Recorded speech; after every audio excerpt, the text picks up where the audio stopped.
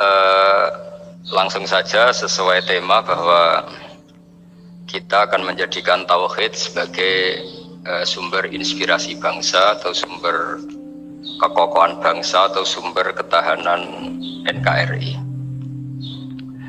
Perlu dicatat bahwa di antara yang sering disabdakan oleh Rasulullah SAW adalah inna minal bayani la sikhron. Jadi penjelasan atau orasi atau argumentasi atau apa sajalah itu adalah bagian dari sihir. Sihir di sini maknanya itu sesuatu yang kayak hipnotis, tapi di sini dalam konteks positif. Dulu ketika periode Rasulullah Muhammad SAW itu pertarungan hak dan batil itu diolah pikir. Olah pikir yang diterjemahkan oleh artikulatif atau sistem verbal. Memang ini agak aneh. Jadi kalau mukjizatnya Nabi Musa itu fisik.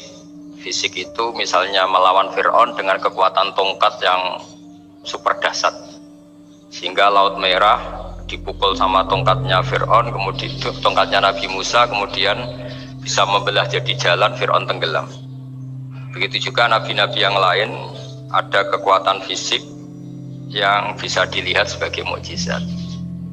Tapi ketika Nabi Muhammad SAW jadi nabi, itu pertarungannya itu ke sistem rasional. Dan yang enggak rasional itu dijelaskan dengan satu penjelasan yang seakan-akan rasional. Ini yang agak jelimet. Sehingga ada wala talbisul haqqo bil batil. Jangan mencampur adukan hak dengan batil. Saya beri beberapa contoh kejadian. Suatu saat itu ada orang kafir datang ke Rasulullah SAW. Kemudian bertanya, ya Muhammad, jika kambing itu mati betul, yang tidak disembelih, bangkel, itu yang mematikan siapa? Karena Nabi itu orangnya ummi itu lugu, ya yang mematikan Allah. Terus jawabannya si orang kafir tadi, agama kamu itu aneh, yang dimatikan Allah langsung haram, tapi yang lewat tangan-tangan manusia yang berlumuran dosa halal, katanya. Sehingga terus jadi logika yang kok iya ya gitu. Harusnya yang dimatikan Allah langsung kan orisinil gitu. Sehingga orang terus terbelalak, seakan-akan ini hebat ya. Dan resikonya Nabi Habib Fikri, resikonya itu nggak boleh fahisan mutafahisan. Corong Jawa Nabi ora oleh cangkem elek, itu resiko. Andai kan Nabi boleh cangkem elek enak, nak halal ya pangan kon. Kalau itu baik ya silahkan makan ya. Tapi masalahnya Nabi tidak boleh seperti itu. Andai kan tidak Nabi kan gampang, ya sudah kalau halal ya silahkan makan. Masalahnya Nabi tidak boleh apa? Nggak boleh berbicara kasar, tidak boleh berbicara buruk.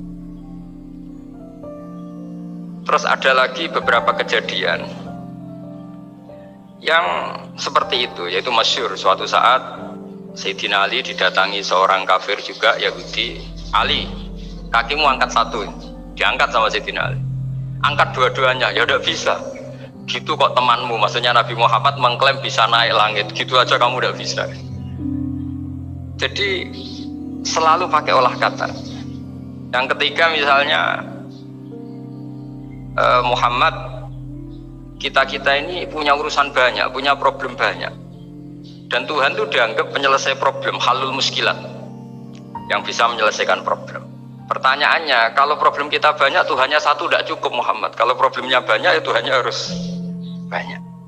Sehingga ketika Nabi membawa tauhid, protes mereka, komplain mereka, aja'alal alihata ilahau wahida innaha adalah syai'un rujam. Masa Tuhan satu, wong problemnya banyak, urusannya banyak. Kalau urusannya banyak, ya Tuhannya harus banyak.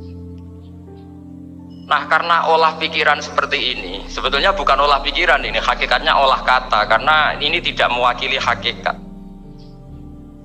Ya, saya ulang lagi, sebetulnya ini bukan olah pikiran atau olah akal atau olah kecerdasan, tapi olah kata, karena semua yang diomongkan ini tidak mewakili apa? Hakikat. Tapi faktanya itu terjadi. Sehingga mukjizatnya Rasulullah SAW itu tidak boleh berupa fisik kayak tongkatnya Nabi Musa, atau tabutnya Nabi Harun atau apalah yang sifatnya fisik. Karena ini tidak menjawab kecerdasan-kecerdasan yang terimplementasi oleh kata-kata yang dikatakan orang-orang kafir tadi, yang bisa memojokkan orang-orang kafir. Akhirnya Nabi diwarisi kecerdasan, dikasih kecerdasan oleh Allah Ta'ala, yaitu yang dikatakan fatona. Dan mereka memang suka, mempermalukan Nabi itu suka. Misalnya Nabi, karena sebagai Nabi, beliau tahu betul bahwa semua itu biadillah, di tangan Allah. Itu Nabi pernah ngendikan, la adwa wala tiarota, tidak ada penyakit menular.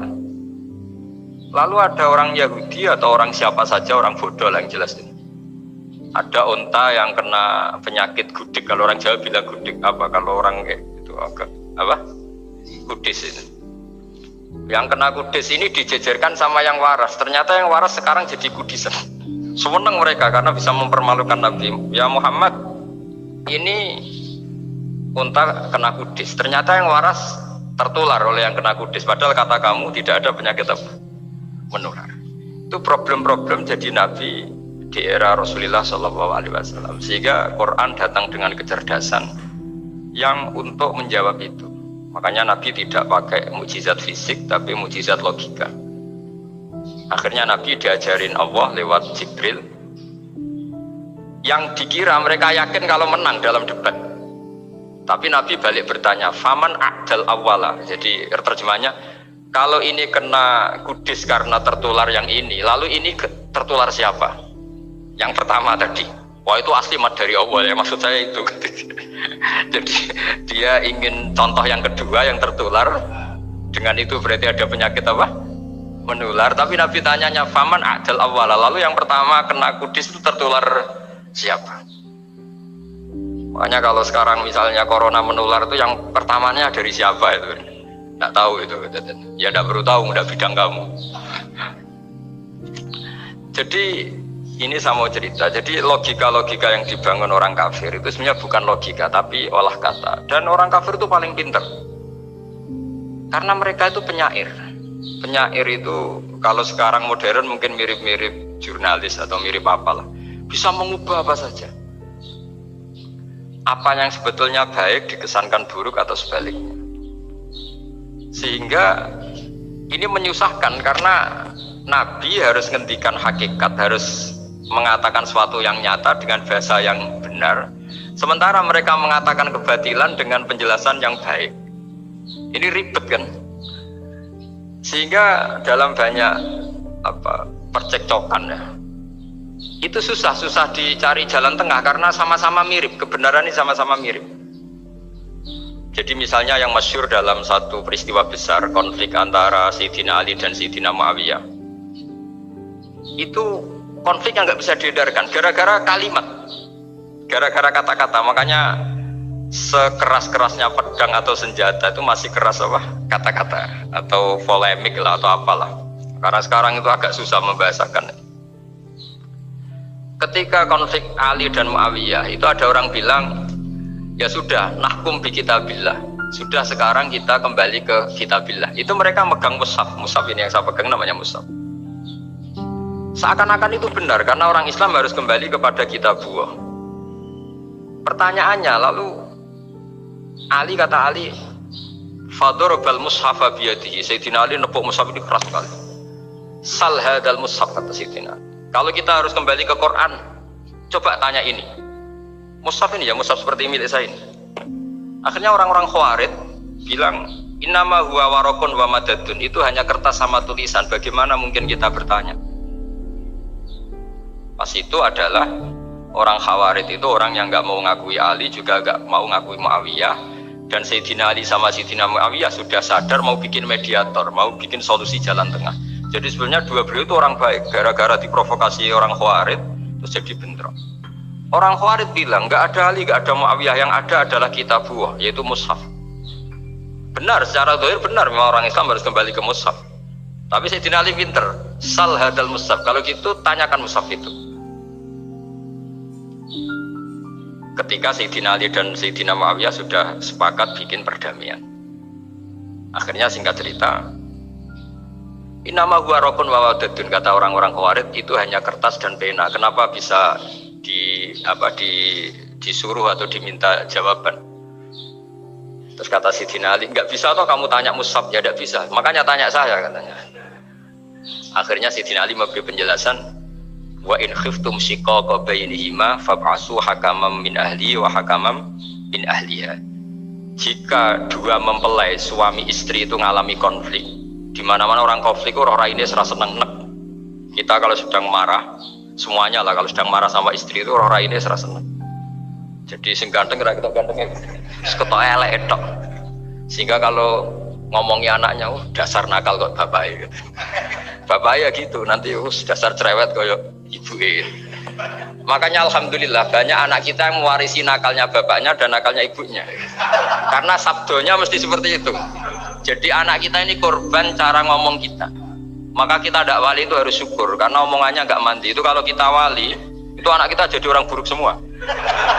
Karena kita ngomong dasar goblok koyo ibu Jadi ibu dasar nakal koyo bapak Berarti anak kita punya status goblok dan nakal. Tapi alhamdulillah yang ngomong itu tidak wali sehingga diabaikan saja sama Allah. Gak penting. Ngomongannya orang tidak wali itu udah penting. Makanya tidak wali itu tetap punya sisi positif. Kalau ngomong tidak ngefek. Tapi kalau wali itu direspon sama Allah langsung ya. Tapi kalau wali ya tidak ngomong gitu. Jadi kalau orang nggak suka itu nggak boleh ketemu. Karena tambah benci. Sehingga butuh mediator. Itu sudah, ini termasuk ilmu psikologi Quran. Kalau orang sedang tidak cocok itu nggak boleh ketemu pakai apa? Mediator. Jika suami istri sedang konflik, itu sebaiknya, seharusnya atau sayugyanya itu kirim mediator. Fab'atsu hakamam min ahli wa hakamam min ahliha. Iyurida islaha yuwaffiqillahu bainahuma. Terus kata Sidina Ali, wa amru ummati Muhammad a'zamu min amri rajulin wa imra'atin. Dan urusan umat Muhammad yang kita sedang konflik dengan kekuatan besar dan bisa pertumpahan darah itu lebih ngeri timbang urusan suami dan istri. Itu saja solusinya mediator. Artinya sesepele itu urusan pribadi saja Allah menyuruh ada mediator. Apalagi urusan kita yang lebih dahsyat. Akhirnya mereka ngakui cara istimbat, cara ngambil kesimpulan Sayyidina Ali. Jadi ini masalah-masalah yang orang bilang seakan-akan benar. Sudah kita kembali ke Quran, kembali ke Quran. Quran yang mana? Wong kamu tidak paham. Lama-lama tanyanya cetakan mana ini? Ribet kan? Makanya saya ini bikin gerakan besar-besaran. Yang dulu saya ngaji tafsir lama sekali dengan Mbah Mun. Ngaji sama bapak saya. Sekarang alhamdulillah sering diskusi sama Pak Quraisyab. Karena kita ini butuh. Dan saya punya teman akrab Gus Zofur juga dokter tafsir. Ya kalau kamu ingin tak sebut ya punya teman kalian semua untuk mengkaji apa? Tafsir. Itu memang kita butuh. Karena Quran itu teks. Teks itu harus difahami ahlinya. Karena tapi ketika orang ngomong ayo kita kembali kitab buah, kembali ke kitab buah, itu kembali yang apa? Terus tentang apa? Sehingga banyak orang yang entah saking angkuhnya, entah saking benarnya tidak tahu. Saya tidak mau kembali kepada Quran. Kenapa? Saya tidak pernah keluar, saya di situ. Kembali itu kan sudah keluar baru kembali. Itu entah saking angkuhnya, entah saking benarnya tidak tahu. Mau kamu katakan angkuh yang masuk akal? Saya tidak mau kembali. Saya tidak pernah keluar. Memang saya sudah di situ. Benar mana? Bisa jadi ya sudah ini itu wilayah yang nggak jelas itu. Tapi bahwa mukjizatnya Nabi itu menerangkan sesuatu yang kayak iya kayak enggak. Karena orang kafir itu pintar mengemas kebatilan sebagai kebenaran. Jadi enak zaman Nabi Musa ngadepi Fir'aun yang karuan salah. Nabi Muhammad itu enggak ngadepi satu komunitas yang mereka punya jargon yang seakan-akan benar. Misalnya Ka'bah itu sakral, Baitullah. Orang kafir itu percaya keramatnya Ka'bah, percaya sehingga mereka kalau bikin berhala itu harus dekat Ka'bah, bentuk barokah Ka'bah. Kurang ajar gimana?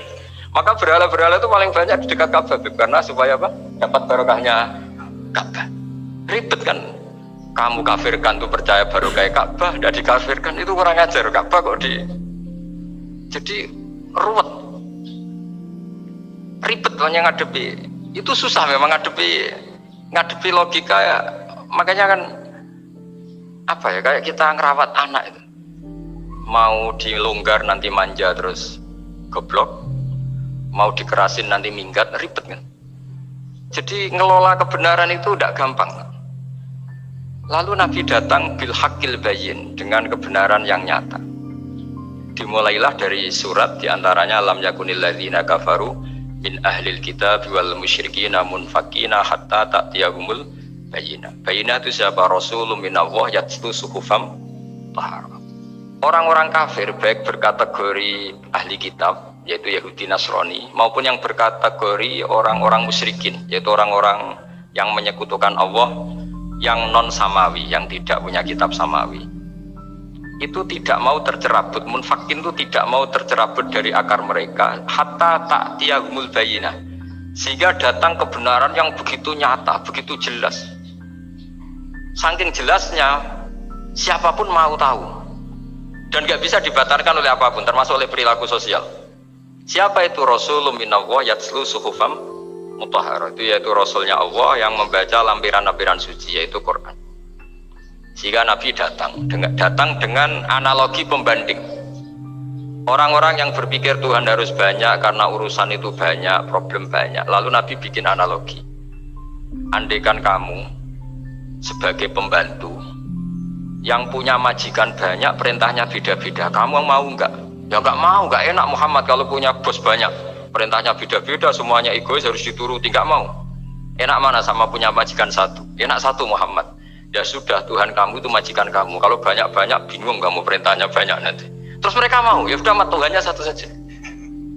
Jadi karena mereka mau enggak mau, harus berpikir kalau Tuhan banyak berarti perintahnya banyak, memuaskan satu Tuhan dibenci Tuhan yang lain, memuaskan yang lain dibenci yang lainnya, pokoknya ribet. Hari ini minta dilayani, Tuhan yang satu minta dilayani, itu kan ribet. Jadi Nabi itu pakai logika yang gampang. Makanya ketika Allah menjelaskan itu, ketika Allah dorobawa masalar rojulan fi syuraka umutasakisuna wa rojulan salamal birojul hal yastawiyani masalah. Alhamdulillah, Allah bikin satu perumpamaan. Ada orang yang punya majikan banyak, yang satu punya majikan hanya satu. Hal yastawiyani masalah, nasibnya enak mana? Enak yang punya majikan satu, karena standarnya jelas, SOP-nya jelas. Akhirnya mereka sadar, oke, Muhammad Tuhannya satu saja. Lalu dalam pertanyaan-pertanyaan yang lain, misalnya tadi masalah Sayyidina Ali, masalah dibully lah kalau sekarang itu Nabi menjawab ya dengan rasional, karena mau tidak mau. Karena Nabi tidak dibolehkan pakai mukjizat zaman itu. Untuk awal-awal jadi Nabi itu nggak boleh pakai mukjizat. Karena mukjizat itu punya sisi yang sangat-sangat fatal, yaitu kalau Allah sudah menurunkan mukjizat, itu sekali nggak diimanin itu harus ada azab. Nabi ingin umatnya itu nggak kena azab. Makanya ketika Allah Ta'ala wa ma mana'ana an nursila bil ayati illa an kadzdzaba bihal awwalun. Cara terjemahan bebasnya gini, Muhammad, saya tidak ngasih mukjizat kamu kayak Nabi Musa, kayak nabi-nabi sebelum kamu yang berupa fisik. Itu problemnya satu, sekali saya menurunkan mukjizat, tren umumnya ini didustakan. Ketika didustakan, saya punya alasan menyiksa, wong sudah tak perlihatkan sebegitu jelas, kalau tetap didustakan. Maka sekali saya menurunkan mukjizat, kata Allah, wa ma nursilu bil ayati illa takhwifa. Saya memberikan satu ayat itu hanya warning, hanya peringatan bahwa ini akan ada bahaya azab. Sehingga karena pilihannya itu Nabi milih gak ada mujizat yang seperti nabi-nabi sebelumnya, milih mujizat yang ilmiah, yaitu Al-Quran yang kita warisi sampai sekarang. Alhamdulillah.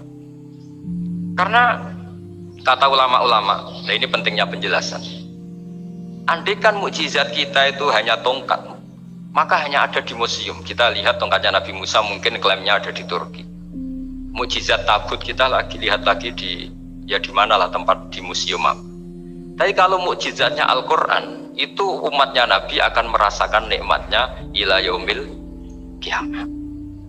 Misalnya kita dalam bersuami istri, atau dalam berkeluarga, atau dalam bermasyarakat, itu Quran kalau nasihati kita gampang sekali. Misalnya wa ashiruhunna bil ma'ruf fa in karihtumuhunna fa asa an takrahu syai'a wa yaj'alallahu fi khairan katsira. Sudahlah kalau sama istri itu yang baik. Jika ada watak istri yang kamu gak suka, dalam ketidaksukaan kamu itu ada kebaikan yang banyak. Kamu gak suka karena kalau istri kamu sering marah, kamu gak suka. Sukanya yang senyum. Tapi kalau senyum terus sama orang lain juga senyum, ribet kan kamu. Jadi sudah anggap saja ada hikmahnya. Semua itu ada hikmah. Kalau istri kamu marah tidak kelihatan marahnya, dipendam, itu enggak ekspresif. Cara akting sinetron enggak masuk itu. Tapi kalau marah kelihatan marahnya itu ekspresif, itu kecerdasan itu, Pak. Bisa menumpahkan keinginan. Oh itu bagus ini. Jadi disuruh lihat sisi apa? Positif. Imam Syafi'i itu pernah ketemu seseorang yang di depan beliau cium tangan hormat. Suatu saat dikasih tahu sama santrinya yang lain, orang yang mencium kamu wahai Imam Syafi'i itu di belakang ngerasani kamu, bully kamu. Kata Imam Syafi'i, baguslah. Kenapa? Berarti saya wibawa, di depan saya tidak berani. Jadi enteng saja. Beliau dikasih tahu, tetangga kamu banyak yang benci engkau ya Imam Syafi'i. Baguslah, tidak akan utang saya. Justru yang kenal-kenal itu yang utang-utang itu. Jadi enteng terus. Jadi dunia ini dianggap gampang saja. Coba kalau istri kamu sedang rukun sama sedang marah itu murah mana? Murah marah. Kalau rukun minta ke mall pusing. Jadi ulama dulu itu murah mana? Marah sama rukun. Kalau sedang harmonis minta kemana? Mahal kan? Kalau pas marah. Jadi ulama dulu itu lucu apa ya? Gampang sekali nanggapi sesuatu itu. Imam Abu Hanifah itu kalau ketemu yang utang beliau itu dia yang sembunyi karena malu. Kalau kita kan enggak yang sembunyi yang utang. Kalau Abu Hanifah enggak. Yang sembunyi itu Abu Hanifah. Kasihan dia malu kalau ketemu saya kan masih punya utang saya. Kalau kamu ingin jadi wali itu gitu, kalau ketemu yang utang kamu yang lari. Itu bisa bank tutup karena yang lari yang utangin. Dalam cerita-cerita wali itu unik-unik. Rabi'ah Adawiyah itu pernah kemalingan, itu beliau sembunyi. Malingnya nyari apa, dia sembunyi. Habis itu ditanya, kenapa engkau sembunyi? Sama lu sama malingnya, karena rumah saya nggak ada yang bisa dimaling karena tidak punya kok.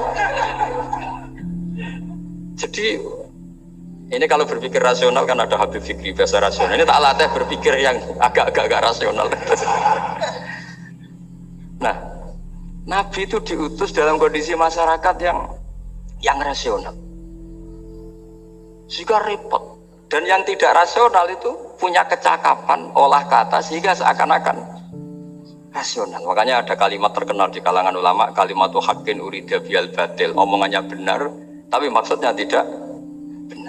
Kayak tadi, la hukma illa lillah. Tidak ada hukum kecuali yang ada di Quran. Tidak ada hukum kecuali yang diturunkan Allah. Pertanyaannya, apa itu? Ya Quran. Nah iya apa? Makanya kata Sidina Ali, ya sudah, sal hadal mushaf. Tanya mushaf kamu. Oh ya tidak bisa, itu kan hanya kertas sama tulisan. Makanya tanya ulama, kata Sidina Ali. Nah Quran itu, bal huwa ayatum bayinatun fi suduril ladzina utul ilm. Quran itu begitu jelas sebagai solusi, tapi di hatinya orang yang punya ilmu. Sehingga kemudian lahir beberapa generasi tauhid. Yang paling masyhur dimulai tauhid itu yang masyhur ya, itu adalah ketika ada orang namanya Muhammad bin Jubair bin Mut'im. Itu bapaknya Muhammad ini namanya Jubair bin Mut'im. Itu dia orang kafir, masih kafir. Dia datang ke Madinah itu untuk negosiasi tawanan perang Badar. Dulu beberapa orang yang negosiasi sama Nabi itu ya nunggu di masjid. Singkat cerita, Nabi sholat maghrib baca surat Wattur wa kitabim mastur fi raqim mansur wal baitil ma'mur was saqfil marfu wal bahril masyur. Terus dia dengerin sampai Allah tanya, am khuliqu min ghairi syai'in. Kalau kamu tidak ngakui saya sebagai Tuhan, kata Allah, silahkan Anda berpikir bahwa alam raya ini dimulai dari ketiadaan. Atau kamu sendiri merasa sebagai pencipta alam raya ini, pencipta langit dan bumi. Itu namanya am khalaqus samawati wal ard. Itu orang itu disebut dahiyatul Arab, orang paling cerdas di Arab. Itu dia bingung. Dia selamanya kafir. Cara berpikir menuhankan berhala, Lata, Uzza, pokoknya menuhankan makhluk lah. Terus dia mikir, Muhammad ini kacau ya. Akal saya dihabisin, kata dia. Jadi cara berpikir dia pakai akal. Dia tidak percaya mujizatnya Quran, tapi dia bilang Muhammad ini kacau, akal saya dihabisin. Akhirnya Nabi setelah salam dia menyatakan Islam. Karena kata dia, Muhammad, akal saya habis oleh apa yang kamu baca. Nah ini saya mau menerangkan tauhid sebagai inspirasi. Yaitu logikanya gini, langit bumi ini kan wujud itu punya eksistensi.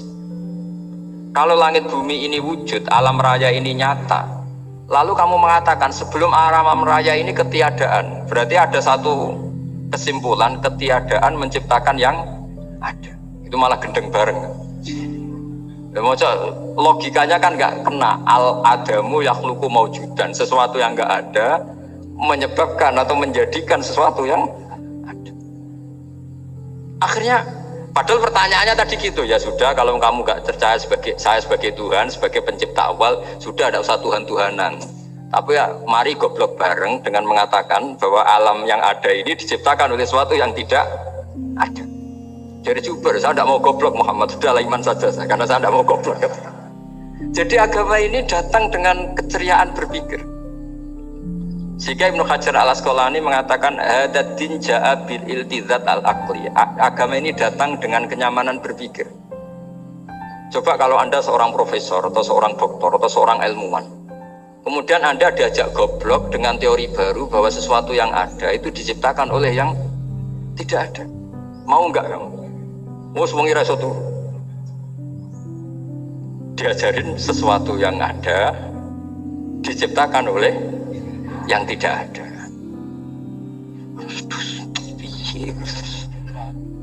Kak keren aja. Gak boleh saya sudah. Jadi tauhid itu. Nah, kemudian lahir ulama-ulama baru yang cara ngarang sama. Ini kitab yang dulu saya ngaji sama Syekhina Kiai Maimun Zubair Mbah Mun. Itu kemudian ulama-ulama baru, kata Yai Mbah Mun itu juga bapak saya sering pesen, orang itu harus tahu zaman. Menerangkan tauhid itu kalau ulama dulu itu dimulai dari kalimat yang mungkin yang ngaji saja bingung. Al-alam mutahhir wa kullu mutahhir hadis la budda mim muhdis. Itu sampean dengar mesti bangun jimat, itu apa itu doa apa gitu. Doa jalbu rizki apa gitu. Padahal itu logika. Tapi terus ulama-ulama modern itu ngarang seperti ini ada gambar. Ini kitab yang saya dulu ngaji sama itu digambar seperti ini. Maksudnya digambar seperti ini gini, penjelasannya gampang. Sampean kalau gambar seruat apapun, misalnya gambar gedung tingkat 5 atau gambar gunung atau gambar apa saja, buat seruat apapun gambar itu dimulai dari satu titik. Tadi hadhil awalim kulluha, bahwa alam semua ini dimulai dari nuqtatil wujud, ada titik wujud. Dan karena ini wujud penyebab harus bersifat awal, makanya Allah itu selain wujud harus bersifat al-awwal, kalau bahasa pondok al-qadim. Karena tidak mungkin yang menciptakan kemudian kalah dulu dengan yang diciptakan. Begitu juga Imam Al-Amudi. Imam Al-Amudi itu jadi wali itu karena dia ahli matematika. Sampai muridnya itu eskal, ini guru saya masuk surga enggak? Kalau ngajar itu senang ngajar matematika. Beliau ahli usul fikih, ahli fikih, tapi senang ngajar matematika. Sampai muridnya sanksi, ini masuk surga enggak? Walhasil dalam cerita keramat beliau, sama ndak usah, terus saya tidak percaya. Kamu tidak wali, gue tidak percaya gimana? Ribet sekarang itu. Orang kalau nggak nekuni sesuatu terus nggak percaya, ribet. Itu beliau masuk surga itu dijamin dapat surga itu karena ngajar matematika. Tapi di hati beliau hanya satu. Matematika adalah satu ilmu yang dimulai dari angka 1. 0, itu tetap dimulai dari 1, nggak bisa. Akhirnya beliau cerita, angka 2 atau 3 nisbatul wahid wal isnaini ila mi'ah wa ila ma la nihayatallah, semuanya sama, nisbatul far'i ilal asli, kata beliau. Bahwa angka 2, 3, 1000 sampai 1 miliar itu perbandingannya dengan angka 1 apa hubungannya? Al far'i ma'al asli, yaitu angka 2, 3 adalah cabang dari angka 1.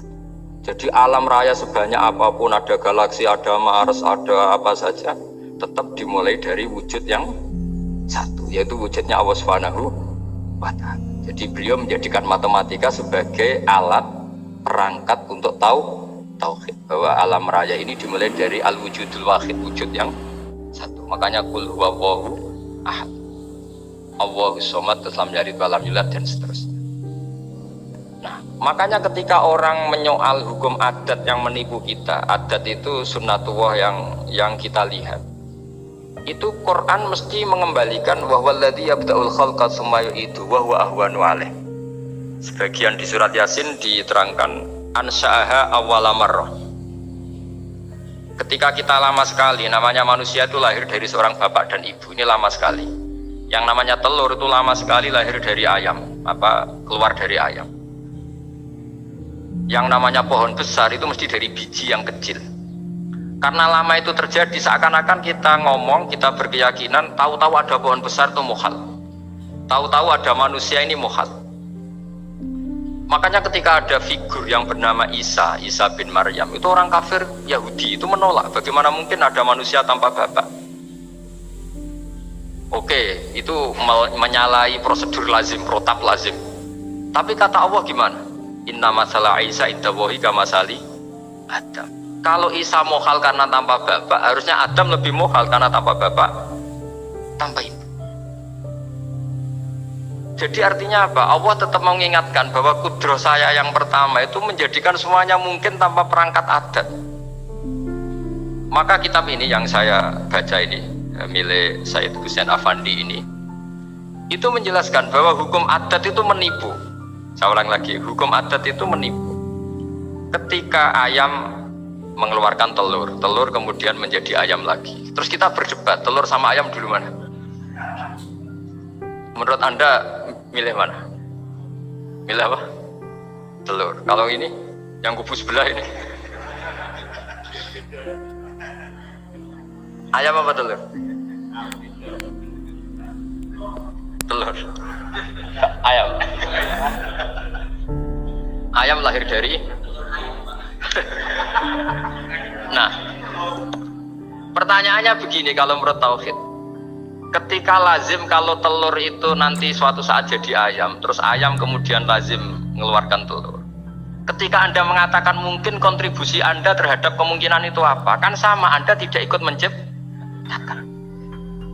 Wong tidak ikut menciptakan kok menvonis mungkin tidak mungkin, kamu itu hanya saksi. Makanya pertanyaannya Allah, loh ketika itu kamu anggap mungkin, kontribusi Anda itu apa? Kan hanya melihat. Kamu sendiri tetap tidak mampu bikin telur, Anda juga tidak mampu bikin ayam. Artinya meskipun telur jadi ayam, ayam jadi telur sampai kiamat, tetap ada kontribusi kudrohnya Allah Subhanahu wa Ta'ala. Bukan berarti berdiri sendiri. Wong kamu yang bilang mungkin ya nyatanya enggak berkontribusi. Sehingga kalau suatu saat Allah bikin telur dari batu atau ayam keluar dari batu, bagi Allah itu enggak masalah.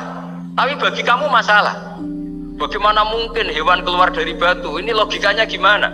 Loh, memangnya ketika telur dari ayam itu logika kamu gimana coba? Kamu ikut bikin enggak? Nah ini di sini pentingnya mukjizat. Akhirnya Allah bikin mukjizat, ada satu onta besar keluar dari batu, yaitu mukjizat Nabi So. Kamu memasalahkan, ini gimana onta kok keluar dari batu? Lalu kalau Allah tanya kamu, gimana telur keluar dari ayam? Loh, ini biasa Gusti mungkin, memangnya kamu bisa? Berarti bagi orang yang tauhid, yang wali, keluarnya ayam dari telur sama onta dari batu itu nisbatnya sama. Sama-sama semuanya di luar kontribusi kita. Kenapa yang satu kamu katakan mungkin, yang satu kamu katakan tidak mungkin? Toh kamu sama-sama tidak terlibat. Itu cara berpikir tauhid. Artinya apa? Orang-orang wali atau orang-orang alim meskipun melihat telur keluar dari ayam tiap hari tetap subhanallah, subhanallah, Allahu Akbar. Karena ini keajaiban. Tapi kamu kan enggak taunya ajaib itu yang aneh-aneh itu.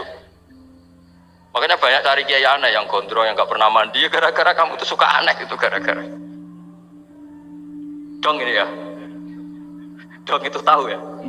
Jadi buat sesering apapun alam raya ini ada siklusnya, biji jadi pohon, pohon kemudian keluarkan buah-buah ada biji, semuanya yang berkontribusi hanya kudrohnya Allah Ta'ala, tidak mengikat Allah bisa bikin tanpa itu semua. Makanya Allah selalu memperbarui mukjizatnya, termasuk ada onta besar keluar dari batu, yaitu mukjizatnya Nabi SAW. Kamu gak boleh menyoal ini muhal gimana? Karena itu gak mungkin, ukuran gak mungkin apa? Kamu gak bisa bikin kan? Sama, telur keluar dari ayam kamu bisa bikin. Sama-sama enggak. Nah di sini pentingnya ngaji ya. Makanya Allah ngendikan innallaha la yastahyi ayyadriba masalam ma ba'udatan fama fawqa. Allah itu tidak malu bikin contoh nyamuk. Karena nyamuk ini mukjizat yang besar. Sudah hewannya kecil, di situ ada ususnya. Ususnya ada uratnya. Coba kalau kamu bikin nyamuk. Kalau yang santri agak nakal itu ya ada alat kelaminnya, ada uratnya. Coba jenengan bayangkan nyamuk kecil kan?